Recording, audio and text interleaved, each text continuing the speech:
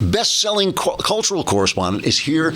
Michael Knowles is here with his new book, Reasons to Vote for Democrats. Michael Knowles, can we bring him in by the satellite that brings him in from 15 feet away? This amazing technology now that he looks almost as if he's sitting in the same room, and he is, which took us a long time to perfect that. And I like the, so that's your Yale tie, is it not? That's right. You are an Ivy League. Your Yale mug, actually. Don't forget to give me my Yale mug back. That's right, thank you. So you are, in fact, a Yale historian. This is true. That's right. And, fact check true. Yeah, fact check true. And you've written Reasons to Vote for Democrats, a comprehensive guide with no less than an expert than Ben Shapiro calls thorough, gives a blurb, thorough.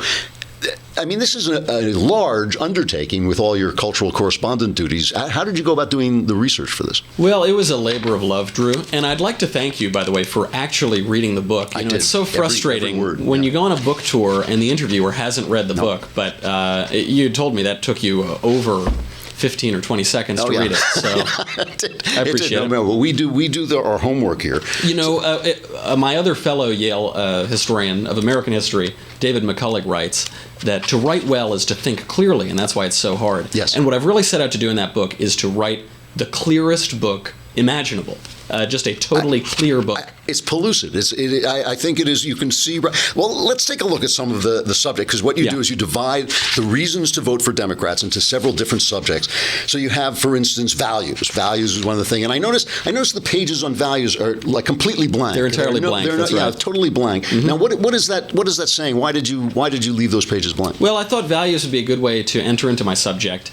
And the first thing I thought about was, what does this party think about God, the ultimate source of values and principles? And, well, the first clip I saw actually was from the 2012 Democratic National Convention when they were debating whether or not to include God in the platform. Do we have that clip? All those delegates in favor say aye. All those delegates opposed say no. In the opinion of the chair, 2/3 have voted in the affirmative. The motion is adopted, and the platform has been amended as shown. So they were booing God. They booed God. Yeah, booing God, not a good value that's thing. Not good. Yeah. But then I thought maybe I'll look a little bit further back. So I looked back to 2009 when the most recent Democratic candidate for president, Hillary Clinton, accepted Planned Parenthood's Margaret Sanger Award, and she said it was a great privilege. And she said, quote, "I admire Margaret Sanger enormously, her courage, her tenacity, her vision. I am really in awe of her."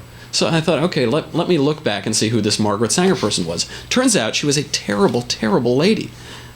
Margaret Sanger is probably best known for the quote, "We do not want word to go out that we want to exterminate the Negro population." Really not good. But then in her book, Woman and the New Race, she has a chapter on the material of the new race. And she said, "We've been told times without number that out of the mixture of stocks, the mixture of peoples, the intermingling of ideas and aspirations, there is to come a race greater than any which has contributed to the population of the United States. What is the basis for this hope that is so generally to be indulged in?" And she actually said, "The campaign for birth control, which she pioneered, is not merely of eugenic value, but is practically identical in ideal with the final aim of eugenics." Oh, that's so. I decided to just leave all the pages blank. You left the values blank because they're booing God and they're killing people in order to weed out black people and people that they don't like. So and the feeble-minded is a term they use a lot. Yeah. All right. Well, then let's turn to civil rights here, because that is something that obviously the Democrats are very strong on civil rights, and yet I noticed on the civil rights section you've left those pages blank too. There's actually no words on the reasons to vote for Democrats, civil rights. It's just blank pages. All those pages are blank. Yeah. That's right. The reason for that is, of course, I'd always heard just sort of social situations and popular culture that Democrats were the party of civil rights. But turns out that isn't true. Actually, the Republican Party was founded in 1854 in opposition to slavery, which was being promoted by the Democrat Party. So Democrats were the party of slavery. They were the party of slavery. So not a lot of civil rights there. And in they actually fought a gigantic war because of this issue, because the Republicans elected President Abraham Lincoln, who generally opposed slavery, and they fought this massive war. It was the highest number of American casualties in any war relative to the population. So then after the war, they supported something called Jim Crow, which was massive. The Democrats supported Those are the Jim, Democrats. Massive, widespread discrimination against blacks throughout the South. And so the first black congressmen and senators for a very long time, they were actually Republicans. They were not Democrats. Yeah, because the Democrats were forming the KKK. And that's right, yeah.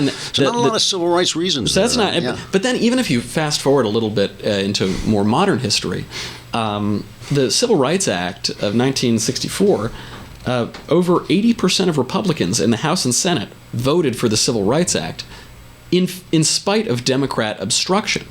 It was actually the Democrats who were opposing the Civil Rights Act, the Republicans who were supporting it. So that came as a big surprise to me. Then when you get to other matters of civil rights, gun control laws, freedom of speech, it's always the Democrats who are pushing laws to abridge your Second Amendment rights.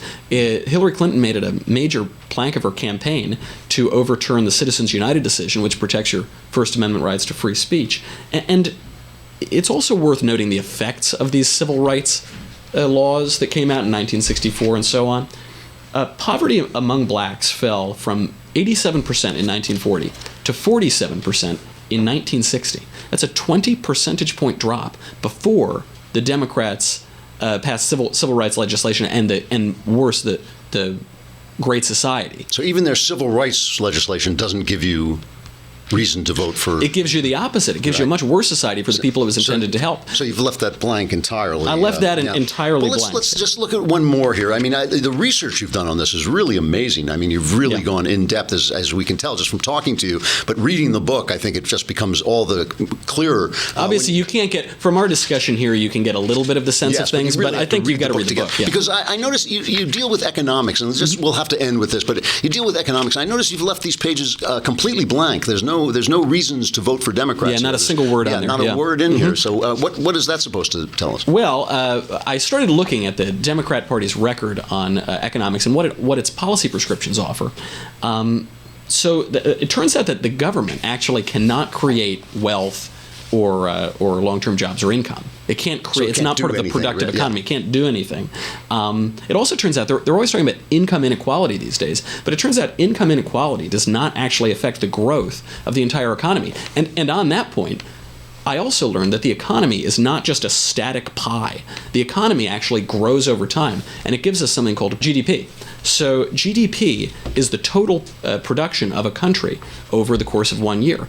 Now, the trouble is that President Barack Obama actually doubled the debt relative to what he inherited, and that debt is a massive strain on GDP.